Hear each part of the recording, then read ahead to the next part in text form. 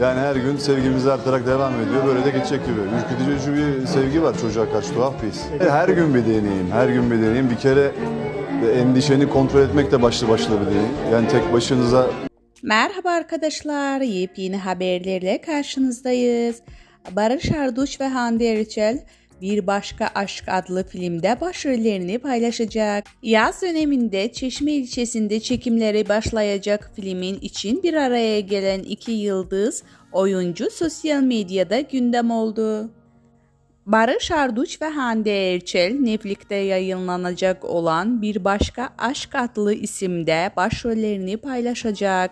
İki ünlü oyuncunun buluşması Türkiye'deki fanlarının yanı sıra yurt dışındaki yabancı hayranlarını da sevindirdi.